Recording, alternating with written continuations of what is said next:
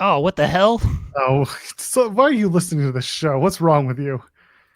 Hey, can I sleep on your couch? So, well, I was coming in to address two things. That being the first, Joel is putting out there, oh, I want to go to Full Gear in New Jersey. Where can I, what should I do? And I was like, well, I don't recall saying what should I do. Well, no, you were saying like, should I do? It was a hypothetical, rhetorical, should I do it sort of thing, because he just needs that engagement and and me and my blue check mark.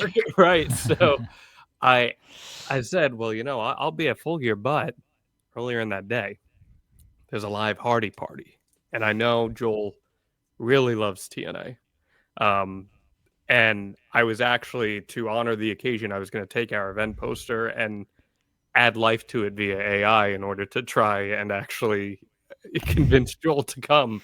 I was waiting for you to do this. But to answer your question, I mean, I live in a small New York City apartment. If you want to cuddle up with a 7-pound Morky Poo, we might be able to arrange something there. And also, this is not something that happened publicly, but Jeremy, you know what you did. And that angered me last week. John, I have a lot of respect for you, especially what you did in the COVID era. I'm excited to see what's next for you. I hate you so much. I want to reiterate that I have a ton of respect for you. I did tell this story on the show. I legitimately do apologize for the bit. I was sitting next to my wife, and we were waiting, and like, oh, I'm gonna message Alba because he does this great question to legitimately great question. I know Tony gave you the answer that you're gonna get out of it, but like, oh, I'm gonna message Alba, and she's like, I got a ton of respect of you. Like, I'm gonna do a bit, and then you reply the way you did, and then like I kept it going. My wife is like, you have to stop. You cannot, like, he clearly thinks you're being serious. You're saying these nice things about him. You're someone who perpetually doesn't take things seriously to the point that it's often my downfall.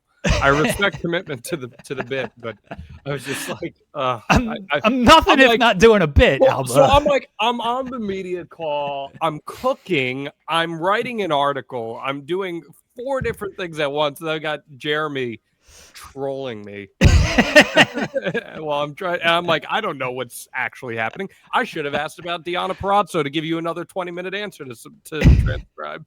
That's fine. Then you would have just come on our show instead. Yeah.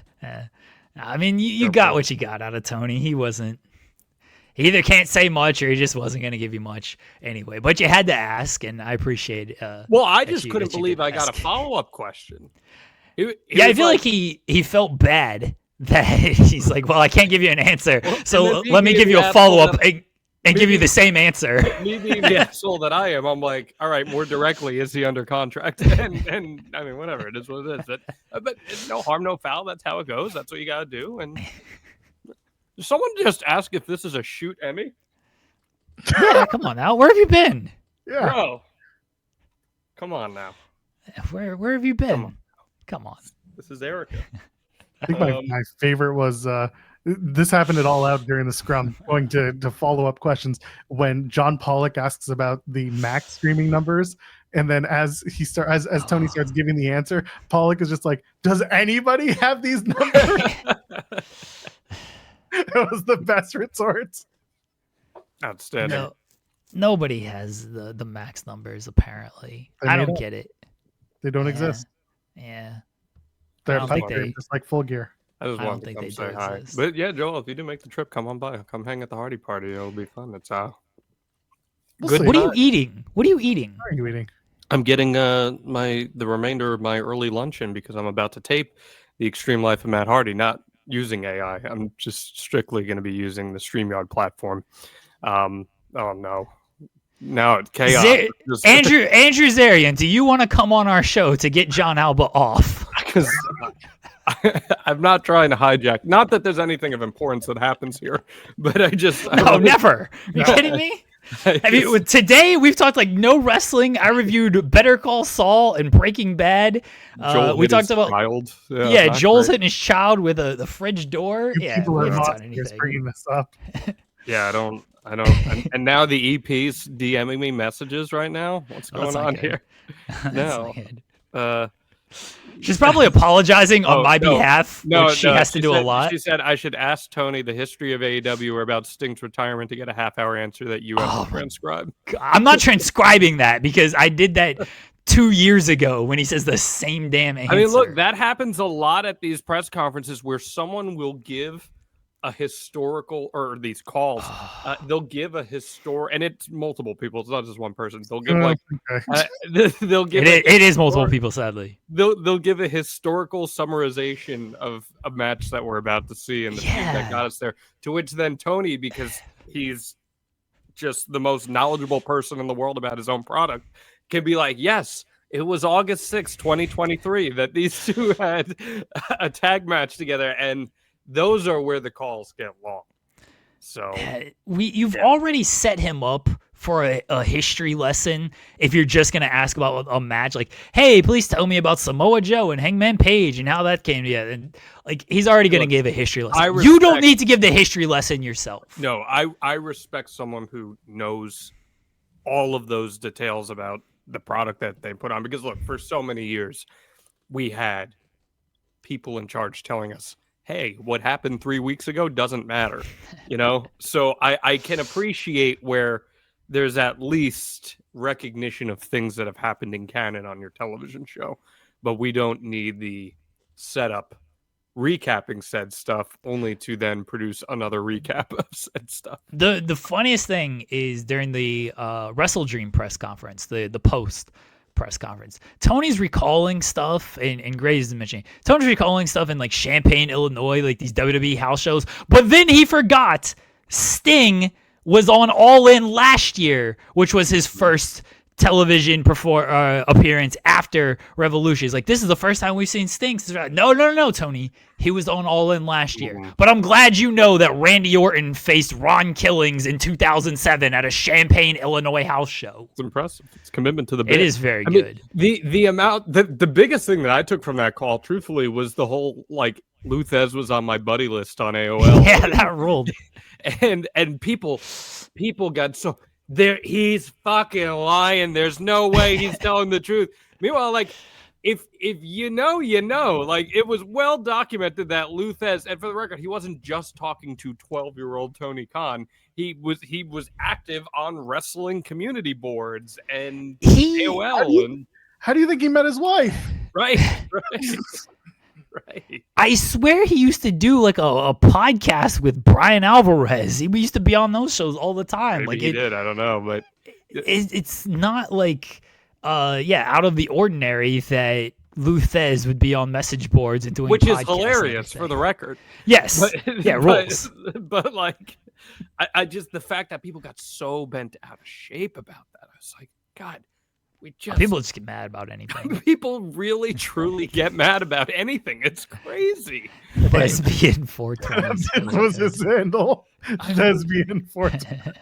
I mean, goodness, like, they just get so mad about everything. And I just carry less anger, which, I mean, look, I guess that really sets up where we are right now these days. But it's like, shit, man, chill a bit.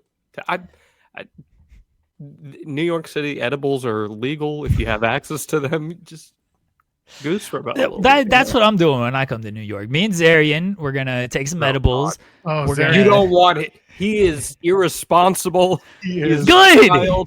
Good. You do not want him to be. I see. The thing is, I'm familiar with somewhat of the AZCU, the Andrew Zarian Cinematic Universe, which is expanded. And I know people that know Andrew outside of this wrestling bubble, and one who refers to him as Persian Gold Dust, in fact, and because he apparently wears a gold wig. That's right. But these individuals, I mean, these stories that I've heard, he should be thankful that Warner Brothers Discovery is going to get bought out and HBO could go away, because these stories would belong on HBO that I've been hearing about this guy. He just confirmed in the chat, I am the Persian Gold Dust. See, I'm gonna go hang out with Zarian. We're gonna take some edibles. We're gonna sit in a bath together, and we're gonna watch wrestling. That's gonna be our evening. that That escalated a little bit, but okay, sure. Yeah. This is already a plan. I mean, people who longtime viewers of the show know that this is the plan. So one day we're gonna make it happen. Tub time, I see. Tub time with Andrew and Jeremy. Meanwhile, I can't get you in a hot tub for the show. What is wrong with you people? I don't want to be in a hot tub with you sober. I want to be in a regular tub high with Andrew Zarian. Yeah, you know what? I get it. It's way more fun. Listen, Joel, you come and spend some actual time in New York City. We'll hit a good bunch of foodie spots while they do that. Okay. I've told somebody else already, if I do this, I am flying in that afternoon. I am flying out first thing in the morning. If the flights line up, I'm in and out because the venue is like a 10-minute drive from Newark. It is. It's very close to Newark, but why would you do that to yourself? Because I'm a psychopath. I mean, forget even the fact that the show, like you're just flying in for the show, you know that press conference is going till 1 a.m, right? That's like the best part. If I'm going to leave at 1 a.m. and my flight departs at 6 a.m., why would I do anything else? You just go right to the airport. I've done that for the record. I have done this with wrestling shows before. You get it. It's the same thing. At All Out 2021, as my throat was dying and Jeremy tried to choke me out. We raw dogged that overnight. Yeah. And so I hear it. I hear it. But by the way, because I know you guys talk about things of actual substance here. Yeah. That Warner Brothers Discovery situation right now is like a very legitimately serious situation, not just for AEW, but it would be the worst type of media consolidation that could possibly happen in like the American infrastructure. And man, it's going to be a really big problem for a lot of people. So, and AEW included. I do think it is going to be a problem for AEW. So, I don't know. Scary, man. Media consolidation is not good for anyone. Who do you think buys Warner Brothers Discovery? Because it's going to happen. They put out I mean, it's happening. Yeah. It's happening. I mean, I think for a lot of reasons, you would think that Paramount Skydance is probably the favorite to purchase them if they come in with a higher bid, and that's not a good thing for the American media landscape if something like that happens. But I mean, you could even say the same thing with NBCU or any of these big companies swallowing up the others is at this time especially is like really dangerous. I mean, for AEW's standpoint, all of these different entities have WWE or TKO ties. So yeah, it's a very relevant story for AEW. And I'm not saying it being like AEW is going to go out of business, because they're not. As long as Tony Khan wants to keep them going, they're not gonna. But the partners that AEW would have would be very limited for where they could bring their media rights. I mean, who's out there that doesn't have TKO ties? It's one thing that TKO did very well is they diversified their portfolio of where they distribute their content. I mean, think about it. Go ahead. What were you saying? I was saying, does Disney? I guess ESPN. Disney and ESPN. Okay. Yeah. I don't know who's aligned with who anymore. I feel like it shifts every year. I got to go record Matt, but I'll just say it here real quick. Disney, ESPN's with WWE. Netflix is with WWE. NBC Universal's with WWE. Paramount's with TKO with the upcoming UFC situation. So think of all the other major entities out there. There aren't a lot of them. The only one that like pops off immediately to me that's not is Amazon. And I could see Amazon and Fox Sports specifically, but Fox does have some dealings with Disney and ESPN right now. So who knows what that's going to look like. Amazon could be an interesting spot for them, but I don't know if AEW entirely coming off TV is a good thing. WWE brought Raw to Netflix, but at the same time, it's like they still have TV properties, Raw on Netflix hasn't exactly led to a ton of growth. So, yeah, but I gotta go record. Tell Matt I said hi. I'll tell Joel. I'll tell him that Joel especially really loved the promo last night. So I didn't say I didn't like it. I thought it was a cool promo. I just hated how much AI there was in it. Yeah, I did think it was a cool promo. Yeah, no, I like that they set it up. I was just like, man, how much AI could you possibly use? There's a lot. Promo? They used the whole AI budget. So yeah. All right, guys, be well. I'll see you. John. Thank you, buddy. Looking forward to AEW on Roku in the future.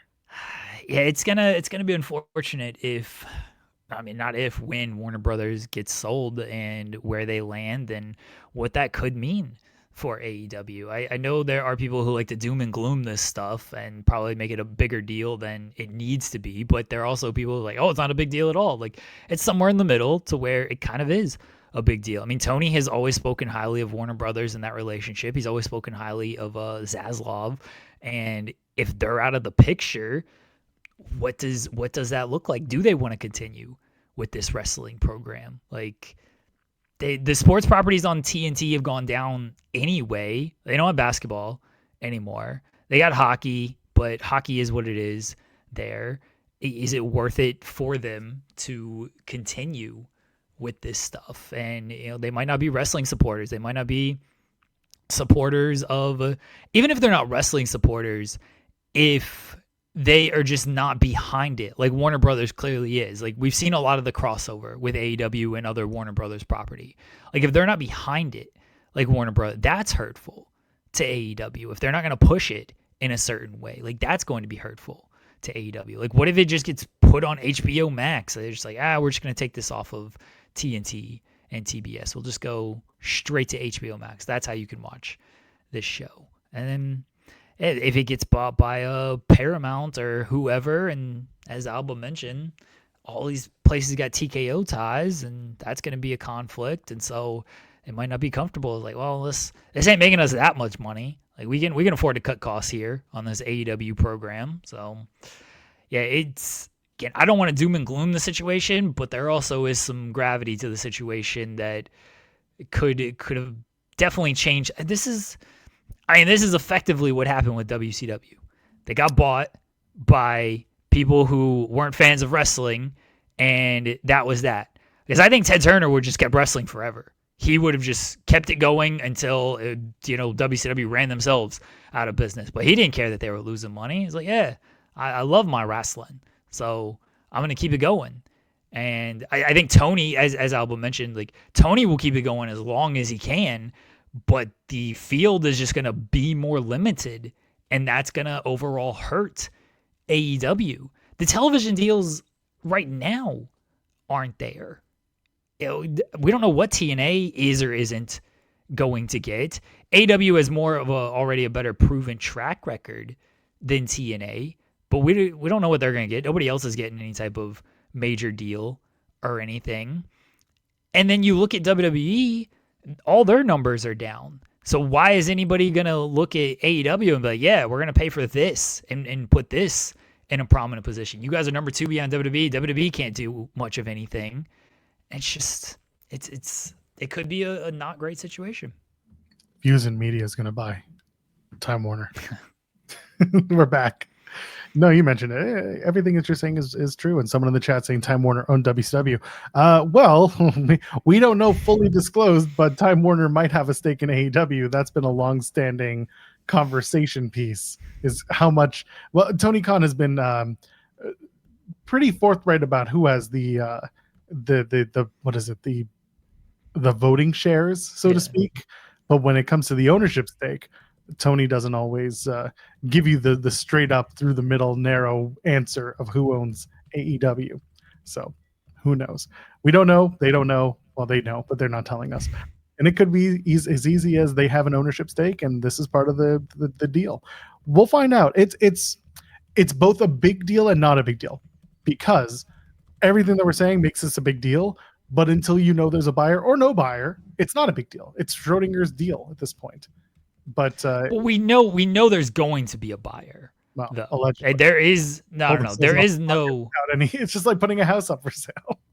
No, there's going to be a buyer. You don't put out the press release of we're exploring strategic. This is the same thing WWE did. Remember? Yes, when WWE was for sale, they put out they were exploring strategic alternatives, and then what happened? They got sold a few months, weeks later. Like, when you are preparing for a sale, this is the press release you put out to basically effectively tell your shareholders, hey guys, don't worry, things will be fine. We're going to get the best offer for you guys, but we're also going to take an offer. Like, we're being sold. Like, they're getting sold. It's just a matter of who it's going to. Saudis might Buy a television television company. Boy. Well, that's not good for AEW either. So I was going to say, which is hilarious because TK is like, I don't want to do any Saudi deals. And it's like, well, you might have no choice. I wouldn't be surprised if you find out that of the possibility of the Saudis buying Time Warner and AOL. I don't think Tony will have a choice because I don't think the Saudis are going to do any type of business with him. So it's not going to matter. How do we know for sure that they won't? And we know that they're in bed with WWE and all that, and TKO. And TKO, yeah. But again, I don't know how. They might just be like, more money for us is money for us. It's not money for them though. Like they're spending all this money on this. Oh, are they? Ever? You're not getting a return on AEW. I don't even know if they're getting a return on WWE. Honestly, but at least with WWE, they're so global that when they do come to Saudi and everything, like they still do good business over there. They sell out most of the shows. They got the WWE World or whatever the hell over there. I don't know what the TV deal is or anything. I know that's been all over the place over the years, but yeah, I don't know what the deal is there. I don't know what the return is on WWE, and they're paying that much for WWE. They're not going to get a return on AEW. They're just not. Yeah. Who knows? Again, the idea of having people saying, "Oh, Tony has all this money, he could just buy it." Well, you don't become a billionaire by just buying shit willy nilly. So yeah, Tony's not buying. He's not buying more. No, he's not buying. You think Tony? Well, hold on. He's also not going to run the show into the ground like AEW. He's not going to run it without a television deal.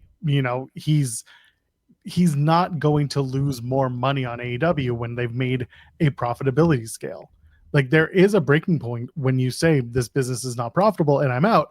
That is the sign of someone who can properly run a business. That is seemingly what's going on with AEW. You have a budget, play within it, and don't go over the limits. We know that in your first few years, you're spending to remake the money. And if they're finally seeing profitability, well, that's good. That's signs of a good business. You keep building on that. But if your major business and your major money comes from a television contract and it gets taken away or it goes, whatever it is, it's gone, then you have to find a way to supplement that lack of income. And if they can't, then game over. Well, I mean, they weren't making money the first however many years. It wasn't until the new television deal that they are hopefully turning a profit with everything. It was always a long-term game for Tony and AEW. He knew that they weren't going to make money those first years. Like everyone knew it. He was very forthright about that. But they were going to spend because they wanted to be competitive, and they were going to put themselves in the best position that they could. Tony Khan's calling Joel right now. They were going to put themselves in the best position that they could to capitalize on the newest television deal when it came up, which it did last year, and it worked out. Yeah, if the television goes away, this is the whole, again, WCW argument. Eric Bischoff was very willing to buy WCW, but he didn't have television. So he's like, well, what do I got if I don't have television? This is a losing venture if there's no TV deal. And it would be the same thing here. Yeah, Tony's not buying Warner Brothers. I know they got the Khans got a ton of money, but that's not a good investment for them. You think Tony's stretched thin now, trying to run the Jaguars, the Fulham, and AEW? Imagine you give that man a television company. He's gonna put wrestling on it all the time. Then nobody's gonna 24 hours. Yeah, but then nobody's gonna subscribe to that service, so it's really gonna be a money loser for him. However, we might get a job. Well, for like a month until the whole thing collapses. The money's good. I will take it. I don't know if it's going to be good for long. We might actually owe. But like, actually, you know what? This did not work out. You owe us now.